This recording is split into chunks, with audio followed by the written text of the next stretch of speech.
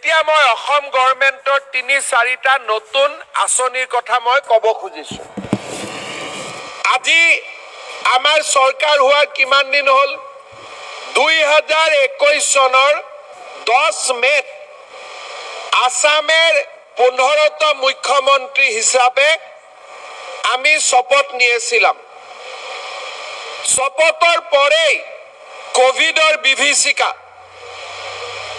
কমসে কম Covid care, ICU, vaccine 8 মাস সময় আমি কোনো কাজ করতে পারলাম না। মাত্র 2 সালের ভিতৰত অসমত কিমান কাম হল?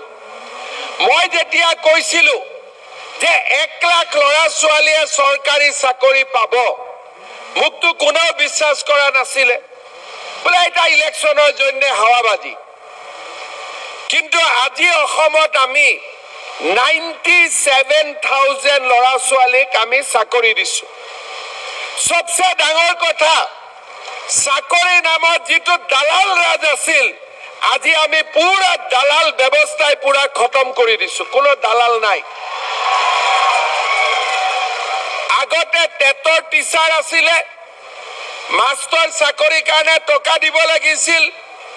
মই এডুকেশ্যন মিনিষ্টাৰ থাকোঁতে টেট আহিলে, দালাল খতম হৈ গ'ল। এতিয়া পুলিচ আৰু বেলেগ ডিপাৰ্টমেণ্টতো দালাল খতম।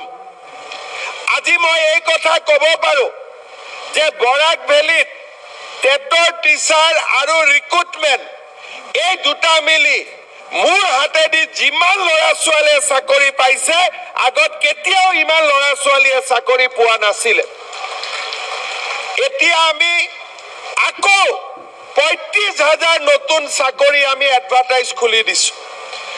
আবার 35,000 চাকরি আসাম সরকারের অধীনে হবে, এটাও আজকের গ্যারেন্টি। 1 লাখের পরে আবার 35,000, 1,35,000।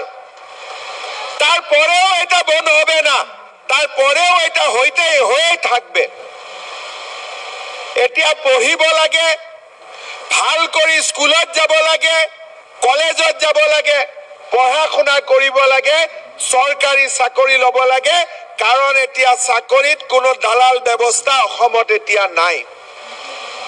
মই কৈছিলো যে আমাৰ চৰকাৰ আহিলে অৰুণোদয় আমি মানুহক বঢ়াই দিম। কংগ্ৰেছে কি কৈছিলে যে এটা ইলেকশ্যনৰ হাৱা, ইলেকশ্যনৰ পৰে অৰুণোদয় বন্ধ হয়ে যাবে। কিন্তু বন্ধুটো নহল। আগত আছিল 18 লাখ, এতিয়া অৰুণোদয় হৈ গ'ল 27 লাখ।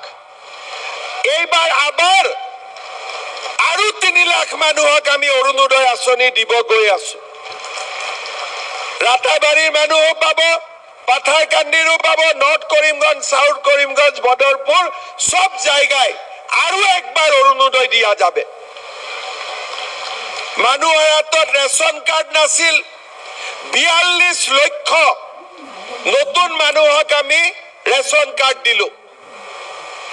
আজি মাইক্ৰো ফাইন্যান্সৰ লোন ৰেহাই, সৰকাৰি চাকৰি, অৰুণোদয়, আসাম মালাৰ নতুন ৰাস্তা, মেডিকেল কলেজ, জল জীবন মিশন আৰু প্ৰধানমন্ত্ৰীৰ আবাস যোজনা।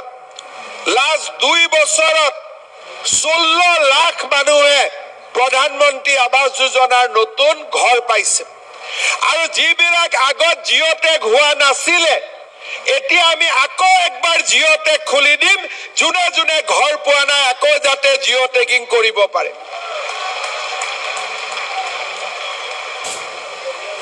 লাগিব জিঅ'টেকিং খুলিব লাগিব না? তো আৰু একবাৰ জিঅ'টেকিং খুলি দেওয়া যাবে। আজি 2 সালেৰ মধ্যে যিমান